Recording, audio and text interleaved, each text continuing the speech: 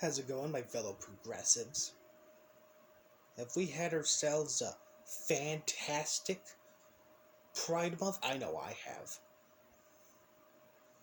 I know I certainly have. But I've been noticing some people have not been having a very happy Pride Month. Probably some of those bigoted white transphobes out there. Don't you just love Pride Month?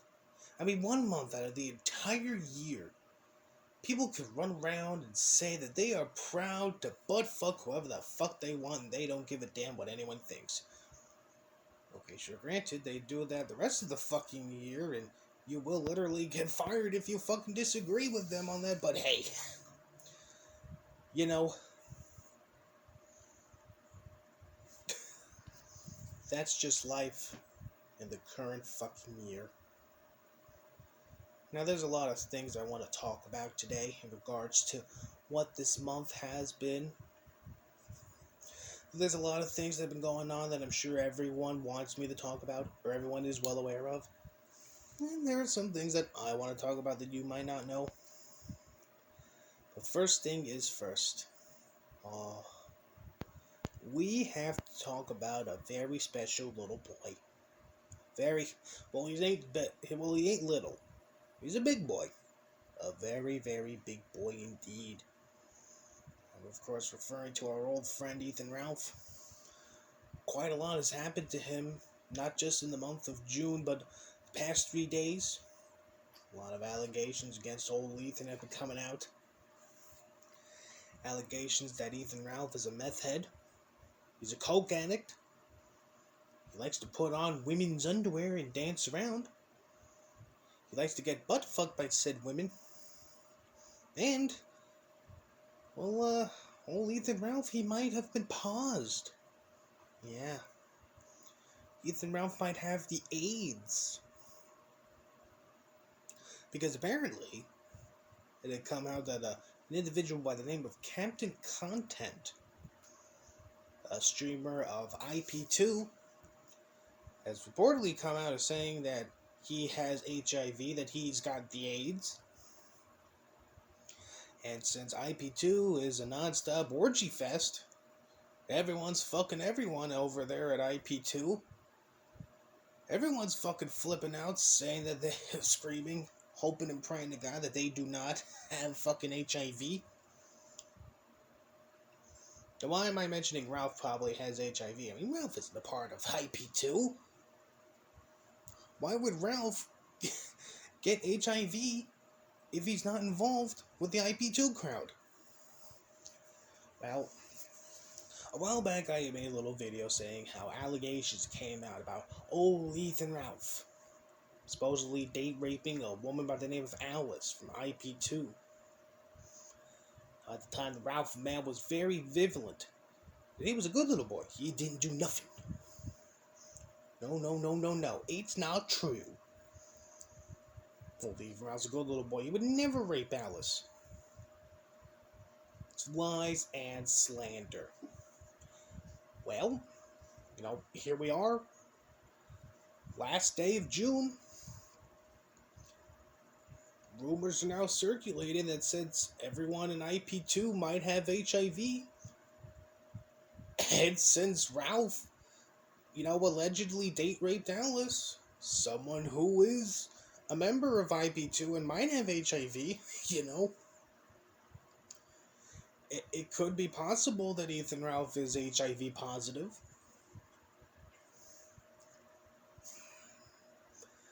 Which, if you were thinking for just a moment that maybe there's a chance that Ralph might be innocent in regards to the whole Alice rape saga, if you think for a moment that there was no way Ethan Ralph would ever rape Alice, well, explain this then. Because to me it sounds like karmic retribution, right? Ethan Ralph denies up and down the chain that he did not rape Alice. Then it comes out that everyone from IP2, including Alice, might have HIV from one guy. And now Ralph is flipping out, screaming that he does not have HIV. It sounds like karmic justice to me. Now, I have no idea if this means Pantsu and especially his little baby girl Rosie have HIV. I mean, we all know Ralph is too goddamn lazy to do anything in his fucking life. I mean, he couldn't take his mother to dialysis, he couldn't get a fucking DNA test to prove that Xander Vickers is indeed his son. So it really wouldn't surprise me if Ralph wouldn't go through on getting an HIV test. That means if what we're hearing is true, and if Ethan Ralph has AIDS, we're gonna watch him die. In real time. Live on the internet. Which, you only got yourself to blame for this, Ethan. You really do. Now, while we're on the subject of people getting butt fucked into oblivion, I want to talk about something very, very special. No, I'm not talking about that other thing. We're going to get into that other thing in a moment. But I just want to talk about the New York gubernatorial race. Oh, it's been a shit show. Now, I've made videos previously talking about Andy Cuomo's downfall from power, a ballad of Governor Hochul, the first female governor of the state of New York, the Queen of Felt. Now recently,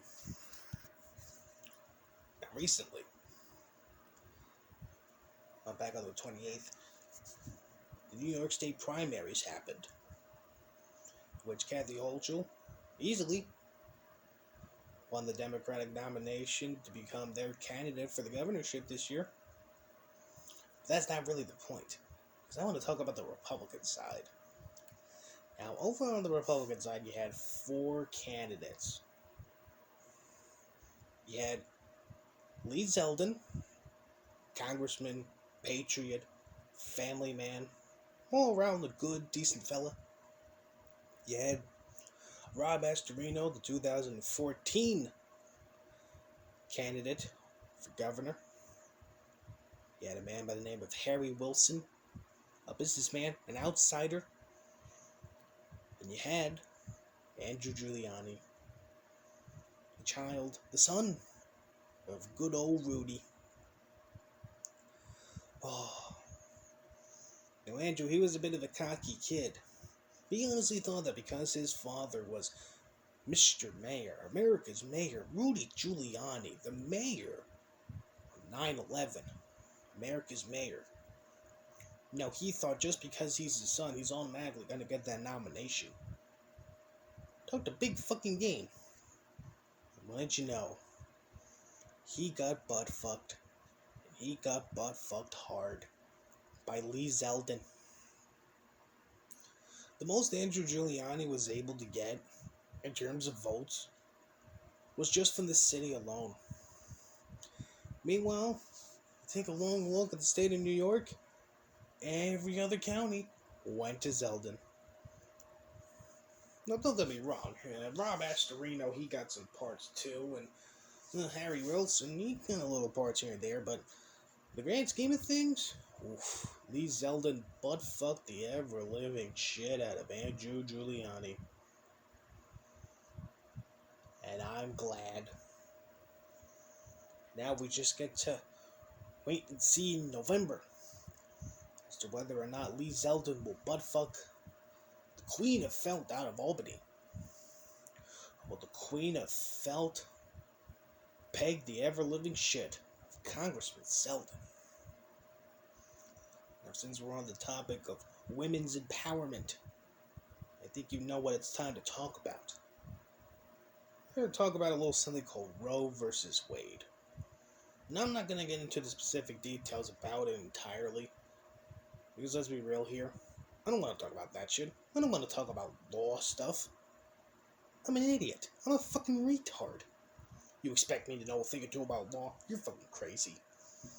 But I don't want to talk about Roe versus Wade per se, and I don't want to talk about it getting overturned. What I want to talk about instead is the reactions the people have been making in regards to the Roe versus Wade being overturned. especially the pro-choice people, saying how this is a sad day for women, how a woman's right to kill babies has been taken away. They've been very much animated about this fact over on TikTok. There's been a lot of videos coming out since Roe versus Wade got overturned. A lot of women are not happy.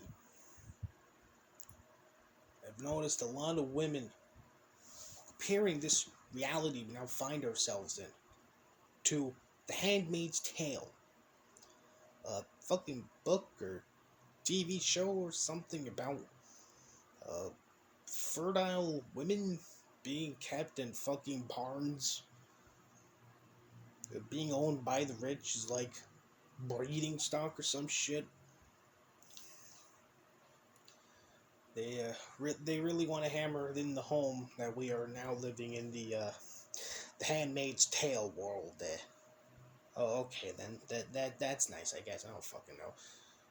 But it's not just the Handmaid's Tale universe we're living in. No. We're also living in the Hunger Games universe. Because a lot of the videos I've seen on TikTok in regards to the Roe versus Wade thing have involved women. Basically, no. You listen here, President Snow. President Snow being the Supreme Court, and our brave feminist talking into her iPhone being the titular hero. I don't fucking know. You see that fire over there?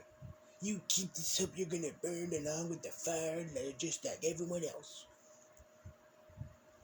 I've seen this clip being fucking passed around in regards to this Roe v. Wade shit for like hours.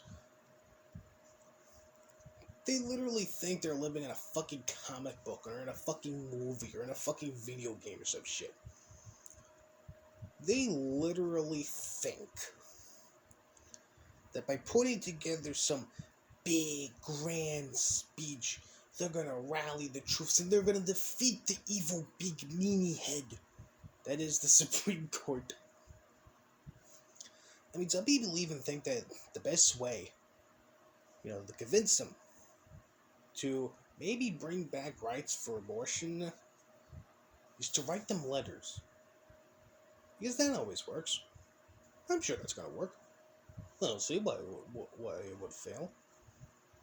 I mean, just write to Justice Gorsuch. write to Amy Coney Barrett. Write to fucking Judge Clarence Thomas. Write to the fucking Supreme Court that you are very, very sad that Roe v. Wade is gone and you want it back. I'm sure they'll fucking read that letter, and I'm sure they'll overturn their decision, and I am quite certain that they are not going to take that fucking letter and throw it in the trash. But that's not all. No. Aside from the fact that they're also writing letters and making cringy, stupid videos on TikTok to express themselves, apparently some people, mainly women, have decided in their infinite wisdom that they are going to mail their menstrual blood, the blood that women get from their periods, and they are going to mail it to the Supreme Court.